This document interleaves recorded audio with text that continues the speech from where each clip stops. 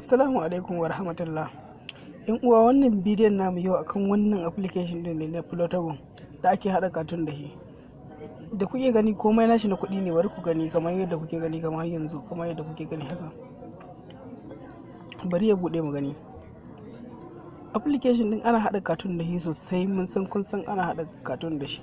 Amma kuma sai kuna ganin gidaje da shauransu na kuɗi a ciki.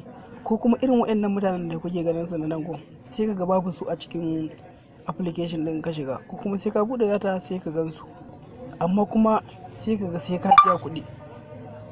biya kuɗi, amma akwai hanyoyin da ake bi. Bari dai ya bude ku gani. Yawa, bari ya bude, yana dan loading ne.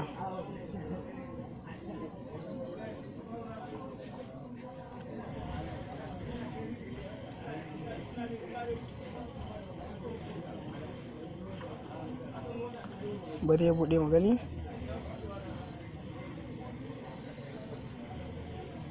Yawa, bari ya bude. Kamar yadda kuke gani ga nan ya kawo mana ga gidaje, motoci, abubuwa masu burgewa a ciki. Kallafa jibi wasu gidaje nan, kowanne ka kalli gidaje nan, jibi gurin cin abinci. Application ne mai matuƙar muhimmanci. Za ka iya bidiyo da shi mai minti 30 mintuna inda kake so, kuma ka saka a channel ɗinka, baka da wata damuwa, baka da wata matsala. To duk wannan gidajen da kuke gani sai ka biya. Ga mutane, ga kayan sawa, ga mutane sosai.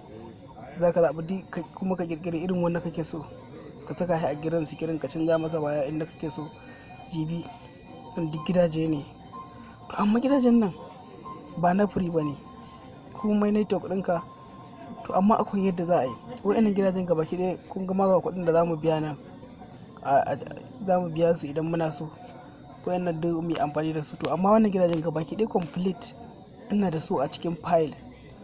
Idan kuna so sai in muku bidiyo ku ga yadda za ku saka su.